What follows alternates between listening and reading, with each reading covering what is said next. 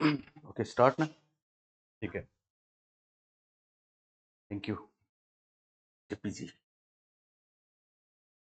धन्यवाद तो दिया, हाँ ना। ओके, तो प्यारे बच्चों, चिंता की कोई बात नहीं है। भर्तियां सामने हैं, हर साल भर्ती आएगी।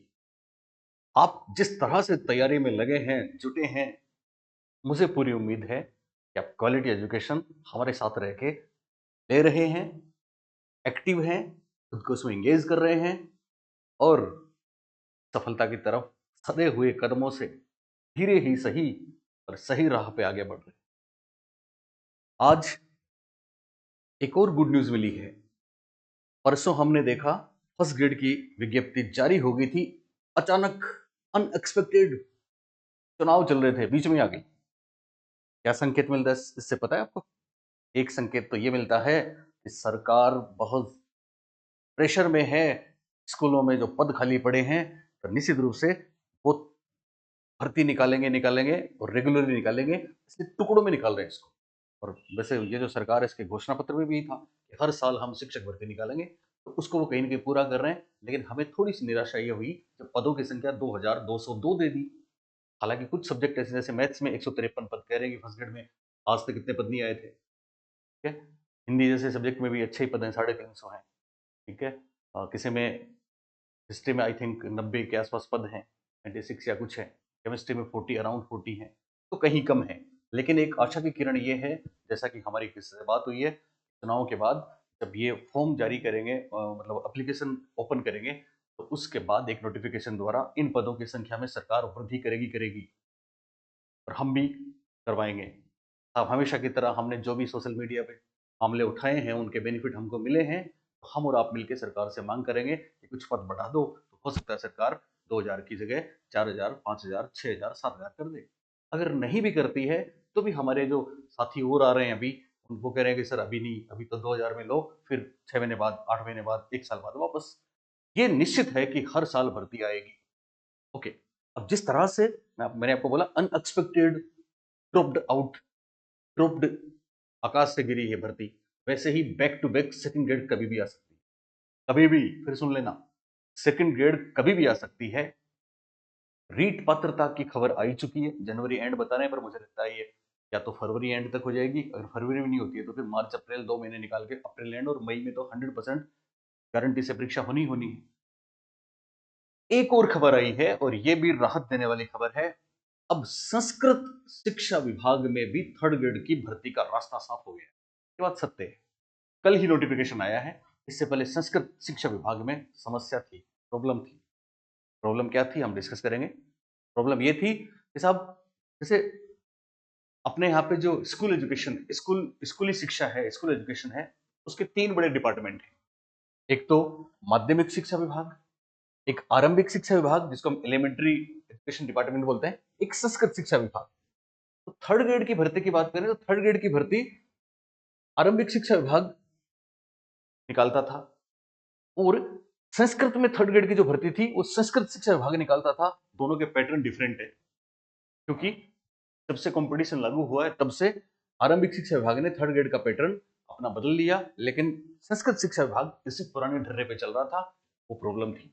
अब सारी चीजें संस्कृत शिक्षा विभाग ने वैसी कर दी जैसी आपके लेवल 1, लेवल 2 की परीक्षाएं आरंभिक शिक्षा विभाग लेता है। साथ में रीट पात्रता भी सेम यही है। यानी इस रीट पात्रता जो आपके पास सर्टिफिकेट है, या जिन बच्चों के पास सर्टिफिकेट नहीं है पहली बार देंगे, आप इस रीट पात्रता के सर्टिफिकेट के आधार पे ही, जिस तरह से L1 L2 के एग्जाम दिया करते थे, वैसे ही अब आप संस्कृत शिक्षा विभाग के भी एग्जाम दे सकोगे। और पहली परीक्षा बहुप्रतीक्षित, लगभग 2700, 2800, 3000 पोस्ट की बात कर रहे थे ना पिछले साल, वो पिछले साल ही आनी थी, लेकिन वो इसलिए नहीं आ पाई कि यह बदलाव जरूरी था, और अब यह बदलाव हो चुका है। आपको बता दूं, इस बदलाव का नोटिफिकेशन आपके सामने है। पीटीआई की भी बात है, वहां पे शारीरिक शिक्षक भी हैं, लाइब्रेरियन भी हैं, अनुदेशक भी हैं, और हम बात कर रहे हैं अभी केवल शिक्षकों की। तो देखो बच्चों, साफ लिखा है, क्या लिखा है? संस्कृत शिक्षा विभाग में अध्यापक लेवल 1 व लेवल 2। एक बात और है, संस्कृत शिक्षा विभाग में जिन बच्चों ने संस्कृत में वो प्रवेशिका और आचार्य और वो किया है, उनके लिए भी पोस्ट होती है।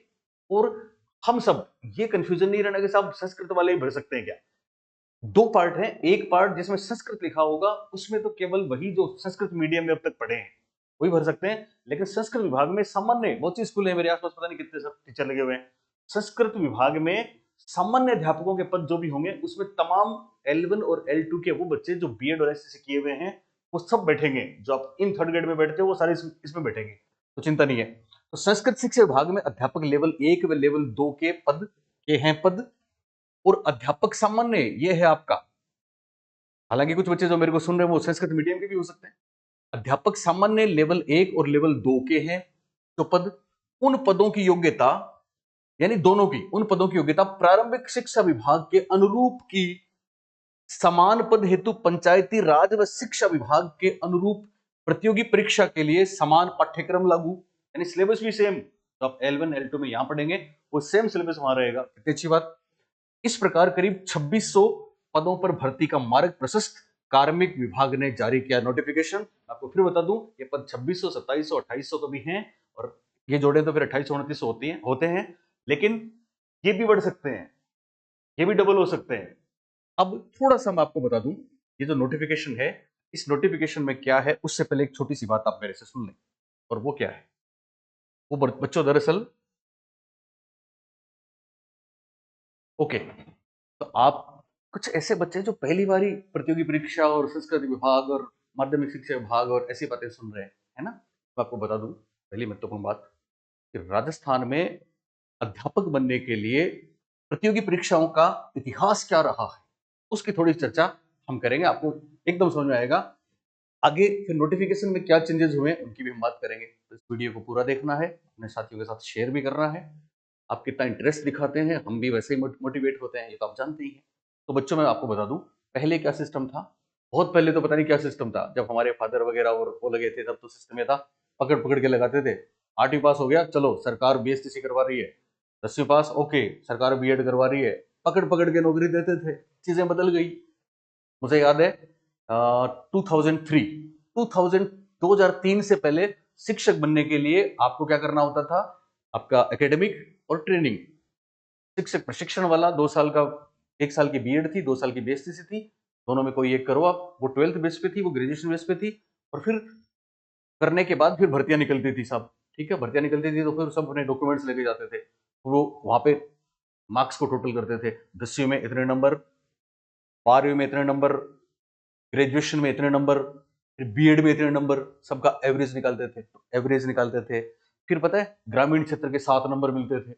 फिर किसी को 1 साल बीएड किए हुए हो गया तो उसको 3 नंबर बोनस के मिलते थे, हर साल का एक मिलता था। 3 साल हो गए तो 3 नंबर बोनस के मिलते थे। मुझे भी जब मैंने पहली बार जॉब में लगा था तो मिले थे, फादर टीचर हैं तो मिलते थे। तो ये सब सिस्टम था, फिर मेरिट बनती थी साहब, और फिर जहां आपको कई जिलों में फॉर्म, जिस जिले में निकलती थी भर्ती उस जिले में चले जाते थे, पंचायती राज निकालता था थर्ड ग्रेड की, कुछ चीजें बहुत अलग थी। फिर 2003-4 में पहली बार एक परिवर्तन हुआ, और बड़ा परिवर्तन हुआ। मैं आपको बता दूं 2003-4 राजस्थान की बात करें तो वसुंधरा राजे सीएम थी, घनश्याम तिवारी शिक्षा मंत्री थे, और एक बहुत बड़ा बदलाव हुआ था राजस्थान के इतिहास में, तो शिक्षक भर्ती में स्वर्ण अक्षरों में लिखा गया। वो क्या था, वो था पहली बार तृतीय श्रेणी अध्यापकों में कंपटीशन लागू कर दिया।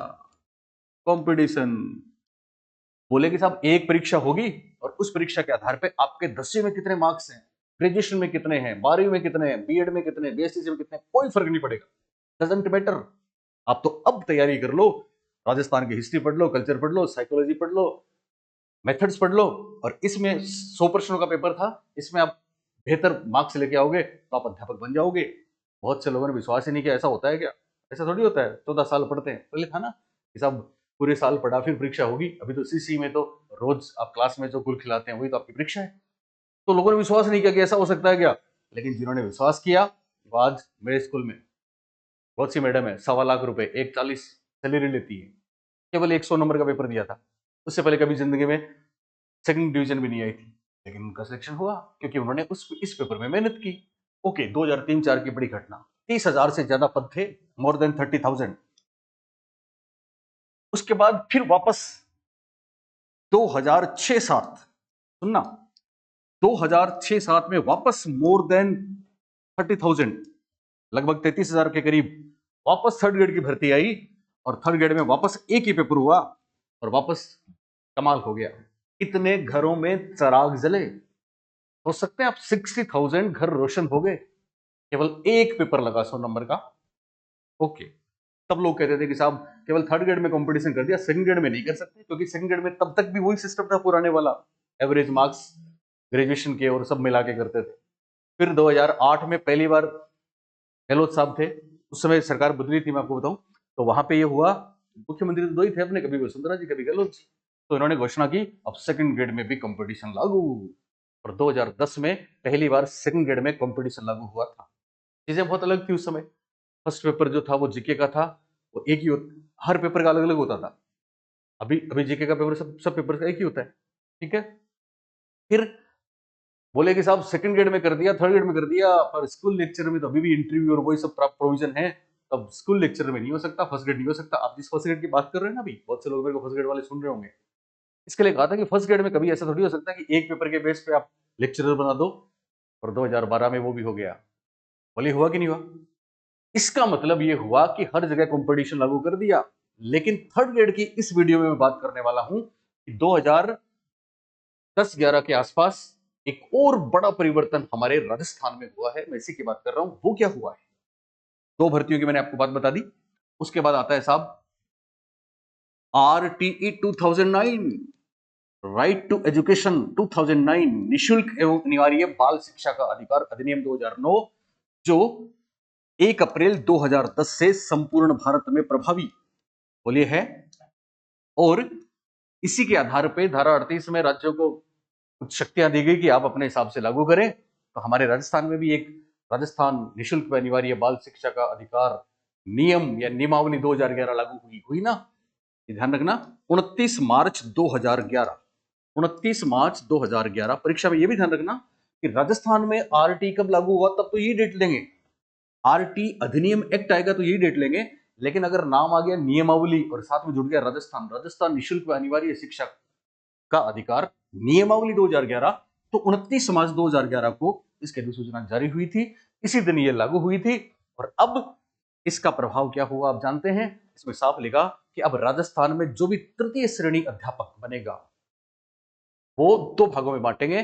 पहली से पांचवीं तक को बोलेंगे लेवल फर्स्ट, पहली छठी से आठवीं तक को बोलेंगे लेवल सेकंड।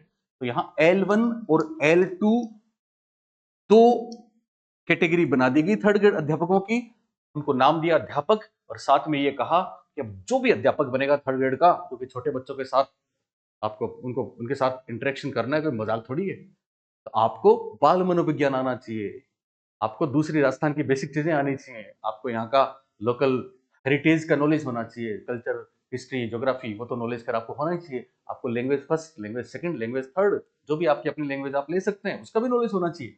तो इन सब इस व्यू के साथ, इस विजन के साथ राजस्थान में घोषणा की गई कि अब थर्ड ग्रेड अध्यापक बिना बिना पात्रता परीक्षा पास किए, जिसका नाम था आरटेट, टीचर्स एलिजिबिलिटी टेस्ट, शिक्षक पात्रता परीक्षा या अध्यापक पात्रता परीक्षा पास किए बिना कोई भी थर्ड ग्रेड का अध्यापक नहीं बन पाएगा। हालांकि नई शिक्षा नीति में तो ये सेकंड ग्रेड में और फर्स्ट ग्रेड में भी लागू हो रहा है, पर अभी अभी तक केवल थर्ड ग्रेड में लागू है। तो 2011 में ये घोषणा हुई। और मैं आपको बता दूं बच्चों, पहली बार राजस्थान में परीक्षा आरटेट, राजस्थान टीचर्स एलिजिबिलिटी टेस्ट के नाम से, राजस्थान अध्यापक पात्रता परीक्षा के नाम से परीक्षा ली गई, आरटेट 2011। एक अलग ही माहौल था उस समय। हिसाब अध्यापक बनने के लिए ये परीक्षा सबको पास करनी पड़ेगी, तो सभी घर से निकल पड़े। जैसे वो जिनकी बात कर रहा हूँ ना, महिलाएं 1.25 लाख ले रही, तो वो सब हिसाब ये सर्टिफिकेट तो लेना है, क्योंकि प्राइवेट स्कूलों में पढ़ाएंगे तो भी जरूरी है। तो 2011 में हो गया आरटेट, आरटेट का रिजल्ट आ गया,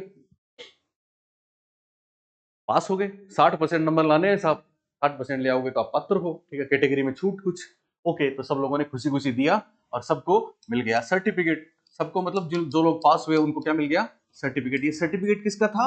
आरटेट का था, ओके।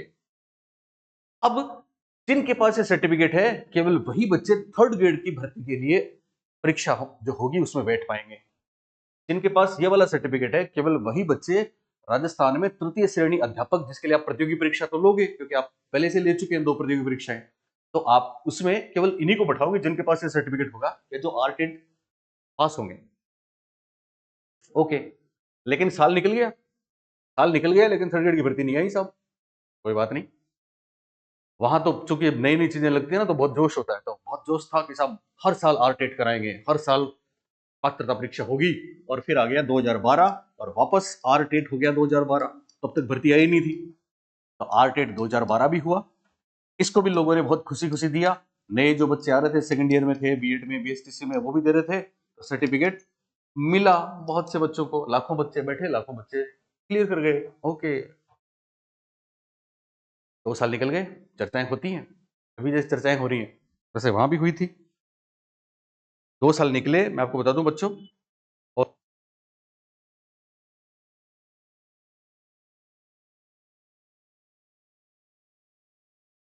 2 साल निकले, सरकार पे दबाव, और सरकार ने कर दी थर्ड ग्रेड भर्ती की घोषणा।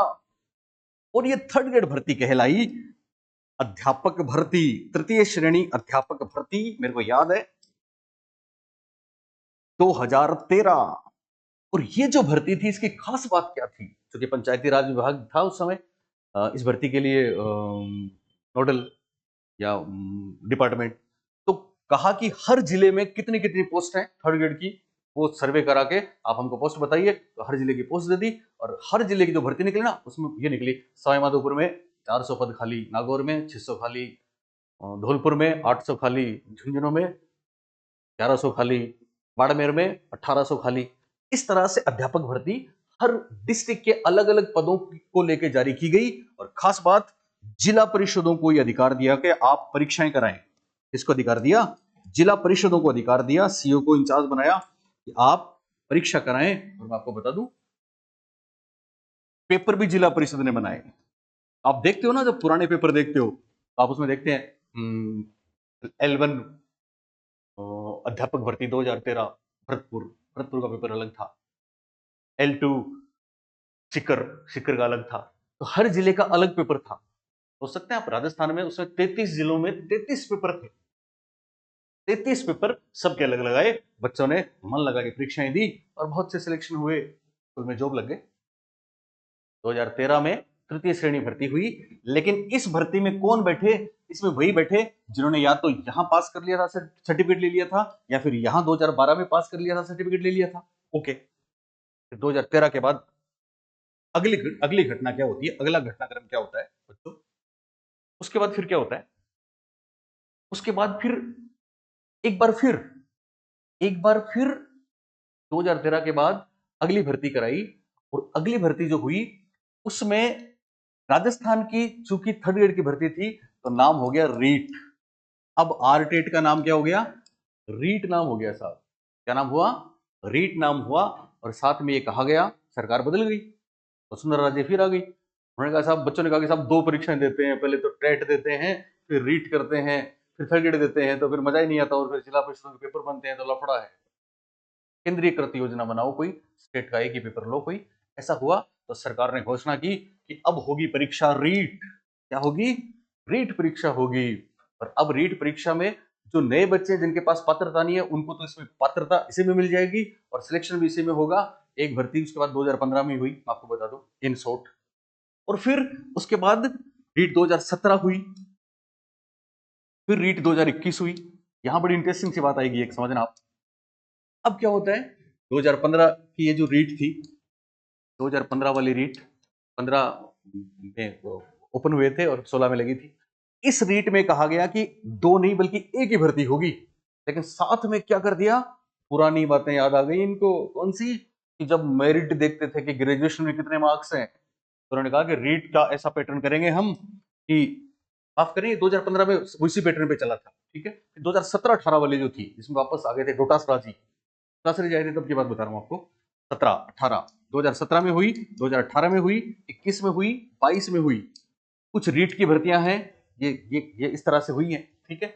तो अभी क्या हुआ, डोटासरा जी के आने के बाद की बात बता रहा हूं मैं आपको। यहाँ पे ये मेजर चेंज यहाँ पे हुआ। 2015 तक सेम रहा, ठीक है ना, आर्टेट रहा, थर्ड ग्रेड रही, 2013 में थर्ड ग्रेड हुई। फिर उसके बाद वापस रीट जो हुई वो केवल पात्रता थी। यहां देखिए 2018 में एक परीक्षा कर दी, लेकिन साथ में पुरानी बात याद आ गई, और कहा कि साहब अब जो परीक्षा लेंगे उसमें 70-30 का अनुपात करेंगे। मतलब मतलब आप जो पेपर देंगे रीट वाला, उसमें आपके जितने मार्क्स आएंगे वो 70%, और आपके जो ग्रेजुएशन के मार्क्स हैं वो 30%। इस तरह से इन दोनों को जोड़ के कोई कैलकुलेशन बैठेगा और उसके आधार पे बनाएंगे मेरिट, और उसके आधार पे निकालेंगे कट ऑफ। ओके साहब, होगी भर्ती 2018 में। 2018 वाली जो भर्ती थी उसमें 70-30 का अनुपात था। हमने बहुत से आंदोलन चलाए थे सोशल मीडिया पे। कुछ बच्चे कह रहे थे कि सर ये गलत है, कुछ कह रहे थे सर सही है। अच्छे बच्चों के लिए, इंटेलिजेंट बच्चे जो पहले बढ़िया पढ़ते थे, ग्रेजुएशन में मार्क्स लेके आए, उनको वेटेज बढ़िया मिला। तो कुछ पक्ष में थे, कुछ विपक्ष में थे। हालांकि ओवरऑल प्रॉब्लम ये थी कि बहुत से बच्चे कह रहे थे कि साहब हमको ये पता होता पहले से तो हम बहुत मेहनत करते हैं, first year second year final में अच्छे मार्क्स लेके आते हैं। या फिर कुछ बच्चों ने ये कहा कि साहब हमने तो इतने हार्ड सब्जेक्ट ले रखे हैं, हमारे तो मार्क्स आते ही नहीं हिंदी में, आर्ट्स के सब्जेक्ट्स में, और इन्होंने फाइन आर्ट ले ली, फाइन आर्ट में तो 92% नंबर लेके आए, तो इनको फायदा हो गया। और वास्तव में इनको फायदा हुआ। बहुत से प्राइवेट कॉलेज चल रहे थे जो ऐसे ही नंबर देते थे, बांटते थे। आप सोचते हो डिग्रियां तक बांटते थे लोग, तो फिर मार्क्स बांटते थे सब, तो उनको 92 मिल गया, सिलेक्शन हो गया। किस्मत की बात है। कुछ फेज ऐसे आते हैं बच्चों, जो मेहनत करने वाला बच्चा है वो कहते हैं ना कि सत्य थोड़ा डिले हो सकता है, पराजित नहीं हो सकता। तो बच्चों ने फिर आंदोलन चलाए। हम सब ने भी कहा कि हाँ, इस व्यवस्था को खत्म करें आप। ग्रेजुएशन में जो हुआ सो हुआ, कौन जाने उस वक्त उसका मूड कुछ और था। और प्रतियोगी परीक्षा आए तो अभी आ जाओ मैदान में, पहले का बैक क्या है उसको छोड़ दो, भूल जाओ। सरकार ने हम सबकी मांग को माना। और मैं आपको बता दूं, हम सबकी मांग को माना, और 2021 में सरकार ने फिर रीट परीक्षा के लिए एक घोषणा करी कि साहब अब रीट एक ही परीक्षा होगी, क्योंकि एक पहले हो चुकी थी, दो तो पहले ही हट गई थी। अब अभी भी रीट की एक ही परीक्षा लेंगे, और अब जो आपका रेशियो है वो 70-30 के बजाय 90-10 कर देंगे। कितना कर देंगे?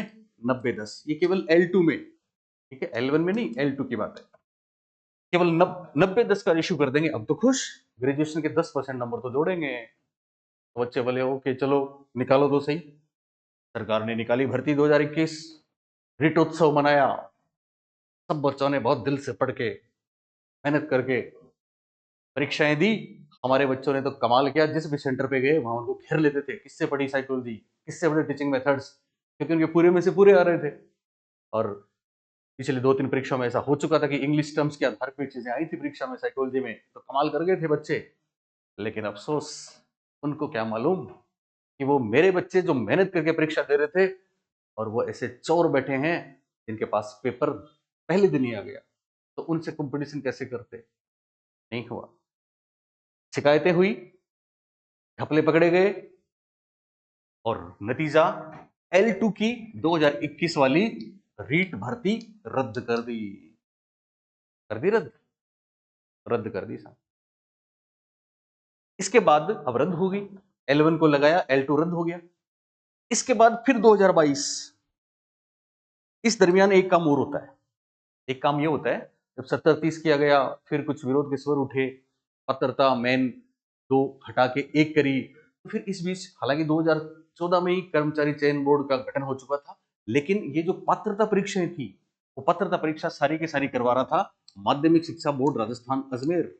आरबीएससी ने रीट पात्रता परीक्षाएं कराई हैं सारी। लेकिन जो थर्ड ग्रेड की भर्ती का जिम्मा दिया गया, वो दिया गया था Rajasthan staff selection board, RSSB को, राजस्थान कर्मचारी चयन आयोग को। कि अब कर्मचारी चयन आयोग तो कराएगा मेन परीक्षा थर्ड ग्रेड वाली, और बोर्ड कराएगा पात्रता परीक्षा। हालांकि क्या क्या हुआ पीछे मैं उसमें नहीं जाऊंगा, अभी इतना समझ लें। फिर राजस्थान कर्मचारी चयन बोर्ड को दे दिया ये अधिकार कि आप ही परीक्षाएं करवाइए। ओके साहब, ये भर्ती कैंसिल हो गई। उसके बाद 2022 में अभी जो बच्चे लग रहे हैं 23-24 तक उनके रिजल्ट आ रहे हैं, अभी वेटिंग आ रही है। इसका मतलब क्या हुआ कि फिर ये परीक्षा हुई, और अब नई चीजें। नई चीजें क्या? ये सारा खेल हुआ था राजस्थान के स्कूली शिक्षा में, जो आरंभिक शिक्षा विभाग है उसमें, लेकिन संस्कृत शिक्षा विभाग में अब तक ये नहीं हुआ था। वो उसी पुराने पैटर्न पे चल रहे थे। लेकिन अब क्या हुआ बच्चों? अब देखिए, संस्कृत शिक्षा विभाग ने कल ही एक नोटिस जारी किया, तो मतलब उसको नोटिफिकेशन मिला। नोटिफिकेशन क्या है देखिए,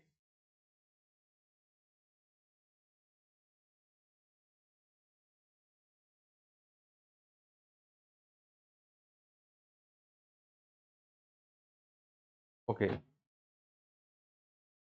उसके हम बात कर चुके हैं, पहले स्टार्टिंग में मैंने आपको दिखाया था, ठीक है। शासन सचिव का आदेश कल कल की डेट में।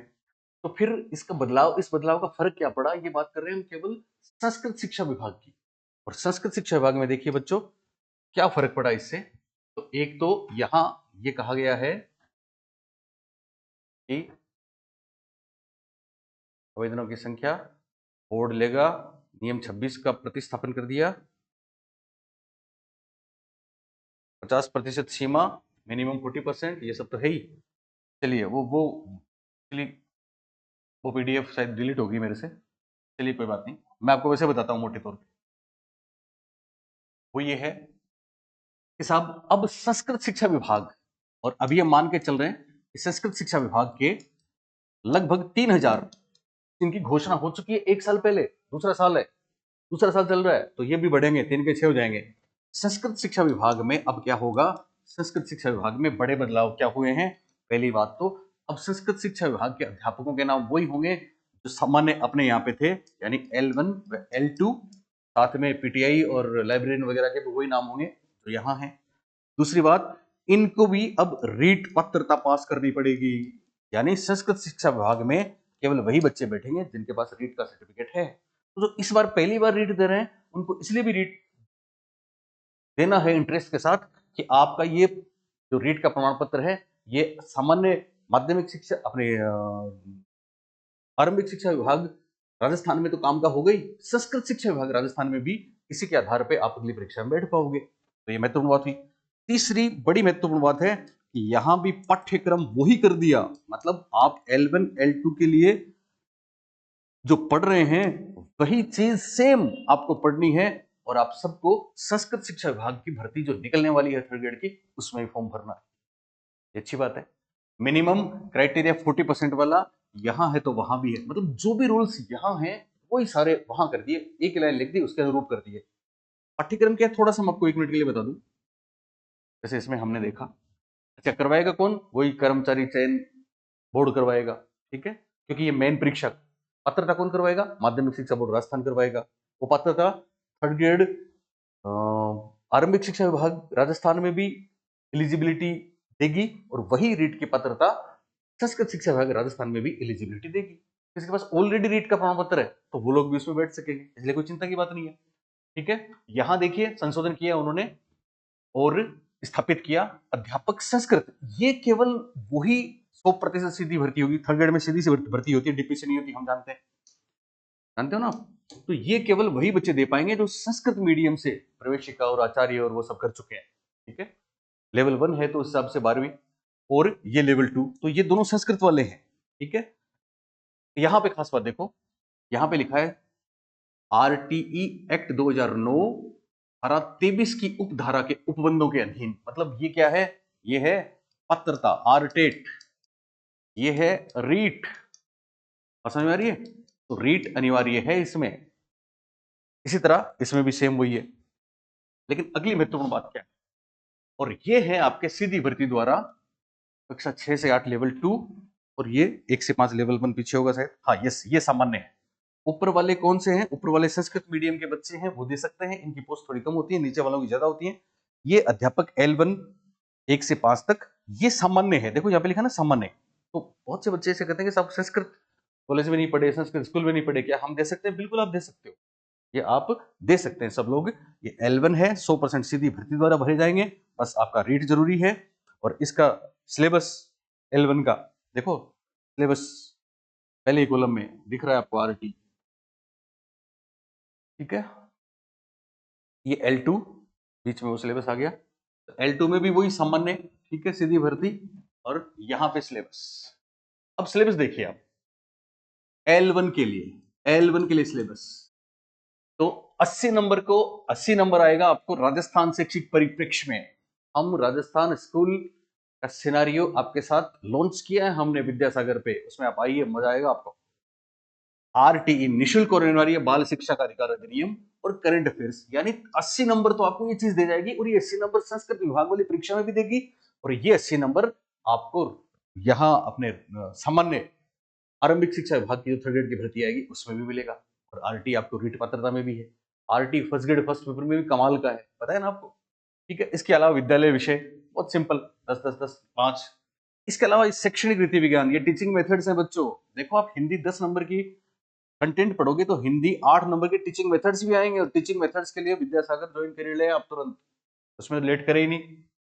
इसके अलावा शिक्षा मनोविज्ञान यहाँ 20 नंबर की है, आप टीचिंग मेथड और शिक्षा मनोविज्ञान को मिलाएंगे तो 1 2 3 4 5 60 मार्क्स ये हो गए, और 10 नंबर आपके ईटी एजुकेशन टेक्नोलॉजी के हो गए, 70 मार्क्स तो यही हो गए। और फिर यहाँ आप आरटी को शामिल करें, स्कूल सिनेरियो को शामिल करें, तो मुझे लगता है कि आपकी सफलता का रास्ता विद्यासागर से होकर गुजरेगा, इसमें कोई दो राय नहीं है।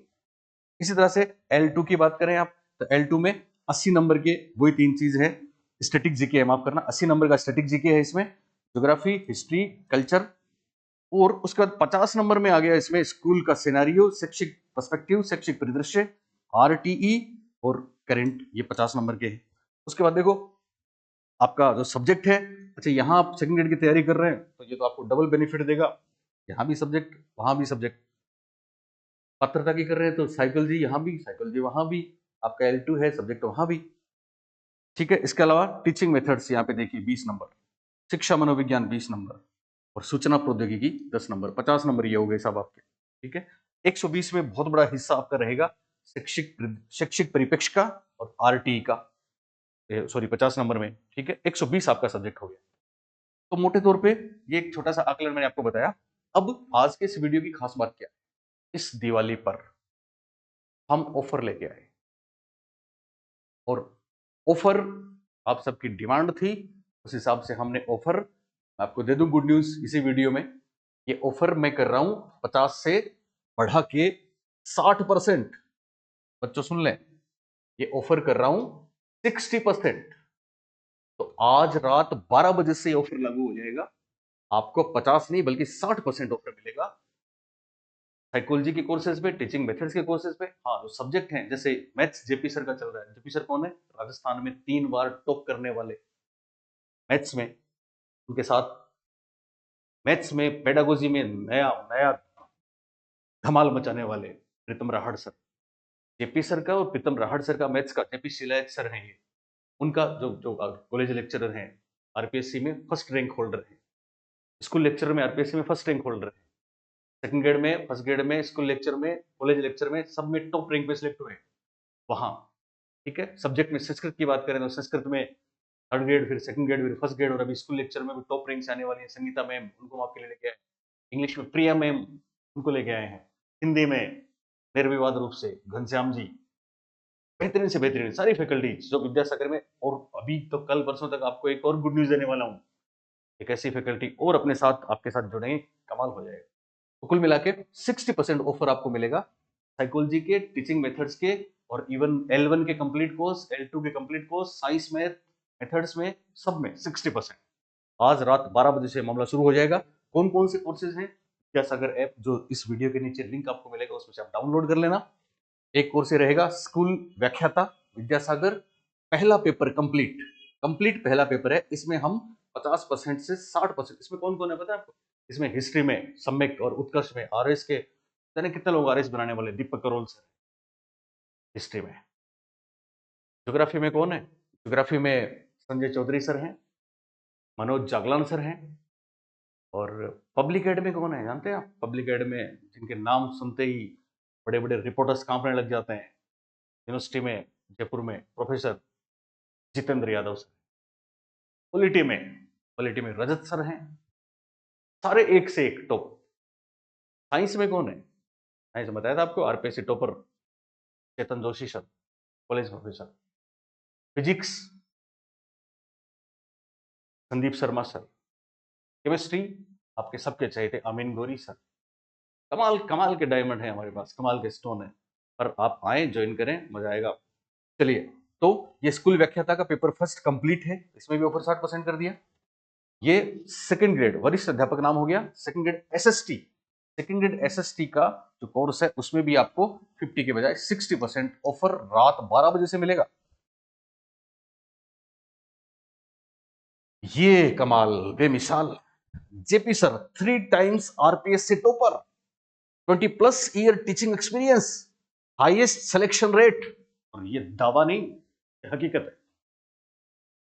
सोने पे सुहागा, RES Pritam sir, teaching methods expert, RPSC rankist, maths top faculty, इनसे मैं कल इनसे डिस्कस कर रहा था। बहुत से बच्चे कह रहे हैं सर टीचिंग मेथड्स आप ही कराएंगे, मैं कराऊंगा कुछ चीजें, जैसे हिंदी में करेंगे सर घनश्याम जी नहीं आप कराओ। तो जो घनश्याम जी के पास हिंदी के टीचिंग मेथड्स हैं वो मेरे पास कैसे हो सकते हैं? मैं तो साइकोलॉजिकल अप्रोच वाली चीजें कराऊंगा, तो कुछ चीजें उनकी रहेंगी कुछ मेरी रहेंगी। वैसे मैं कल प्रीतम सर से डिस्कस कर रहा था, तो मैंने देखा कि साहब जिस तरह से विश्लेषण विधि, संश्लेषण विधि, आगमन का संबंध जोड़ के जिस तरह से गणित की प्रकृति इनके क्लासेस, मैं सबकी क्लासेस इस चैनल पे डालूंगा, तो आप बने रहें, आप खुद देखेंगे। ये डेमो क्लासेस पढ़े विद्यासागर पे, आप देखना क्या कमाल के आपको टीचिंग मेथड्स कराएंगे।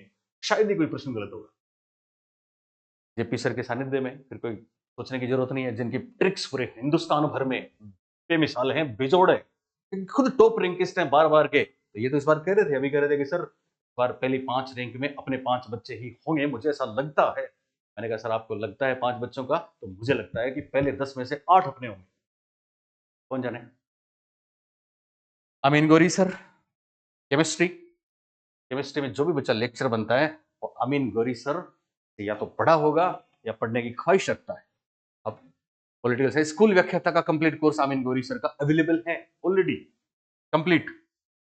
इसी तरह से सेकंड ग्रेड हिंदी, स्कूल व्याख्याता हिंदी, रीट हिंदी कौन पढ़ाएंगे आपको? निर्विवाद रूप से हिंदुस्तान में सर्वश्रेष्ठ घनश्याम पारीक सर। और बहुत खुशी की बात, बहुत खुशी की बात कि संगीता मैम फिलहाल स्कूल लेक्चरर हैं, राजसमंद हैं आप। आपने थर्ड ग्रेड में टॉप रैंक में सफलता हासिल करी, आपने सेकंड ग्रेड में टॉप रैंक में सफलता हासिल करी, आपने स्कूल लेक्चर में टॉप रैंक में सफलता हासिल करी, और अब चीजें सामने आई हैं आपकी, आप असिस्टेंट प्रोफेसर में भी थोड़े दिनों में रिजल्ट आएगा। कौन जाने, मैं आपको बोलूं कि आपके संगीता मैम ने यहां भी टॉप किया है। असिस्टेंट प्रोफेसर रिजल्ट बाकी है संस्कृत का, संस्कृत को जिया है आपने, मेरी स्टूडेंट रही है, इसलिए इन्होंने मुझे मना नहीं किया।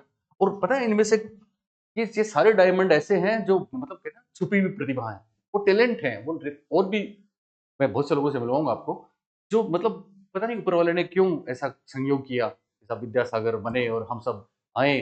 तो बहुत लिमिटेड बच्चों को फायदा दिया था अब तक, क्योंकि ऑफलाइन में बहुत लिमिटेड बच्चे थे।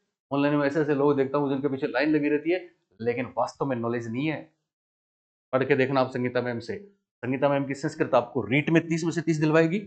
सेकंड ग्रेड संस्कृत, चूंकि ये खुद अच्छी रैंक में निकली है और अब तो कमाल का कंटेंट दे रही है, तो सेकंड ग्रेड संस्कृत सब्जेक्ट के जो बच्चे हैं वो तुरंत ज्वाइन कर ले विद्यासागर। संगीता मैम का नॉलेज, मेरा दावा है, मेरा वादा है कि आप मुझे बोलोगे सर आप जो कहते थे मेरा तो जो भी कदम है वो तेरी राह में है, कहीं भी है तो मेरी निगाह में है, वो बात अक्सर से सत्य है और सत्य है।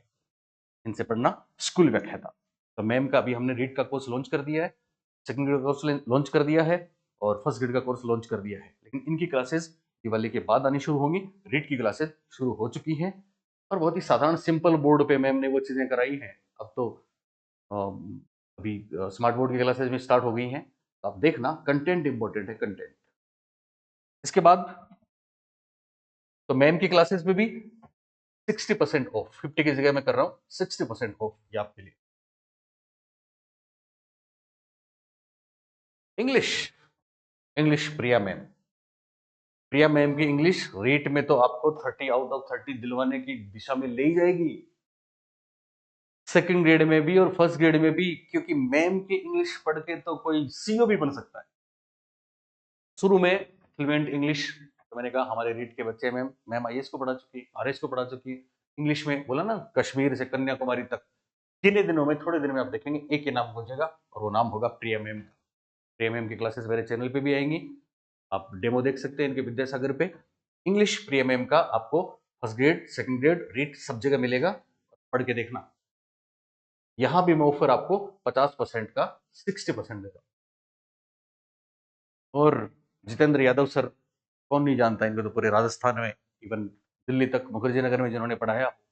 आपके हमारे पास कोर्सेज हैं, आप एसएसटी सेकंड ग्रेड में आपके मेजर पोर्शंस हैं, आपके पब्लिक एडमिनिस्ट्रेशन का सेपरेट है, इसके अलावा आपके और भी फिलोसफी का या पॉलिटिकल साइंस के कौन कौन से पार्ट्स हैं, क्योंकि हमारे पास बहुत से डायमंड, रजत सर जिनका मैं नाम लेना भूल गया था, रजत सर जो खुद अभी झुंझुनू में लेक्चरर हैं, आरईएस हैं, जब रजत सर क्लास लेते हैं तो यूँ लगता है मुझे कि वो पता नहीं कितने कितने टॉप जो स्टार हैं, उनको सबको एक जगह मिला दिया तो रजत सर निकले। तो रजत सर भी हैं, जितेंद्र यादव सर भी हैं, इनके कोर्स में भी हम आपको ऑफर देते हैं 60%। लेकिन ये आज रात 12 बजे से शुरू होगा और जल्दी करना है, कौन जाने कभी भी वापस चला जाए। इसके बाद टेस्ट सीरीज वगैरह आप सारी चीजें ऐप पे देख सकते हैं, आपको ऐप पे बहुत कुछ मिलेगा। इन पे सब पे हम ऑफर दे चुके हैं। रजत सर, ये रहे रजत सर RES, जो ऑलरेडी सेलेक्ट होके अभी देखो डबल बेनिफिट है, लेटेस्ट चीजें, अपडेट चीजें, सबका इंसाइक्लोपीडिया रजत सर हैं ही, इसमें कोई दो राय नहीं है। साथ में आप अभी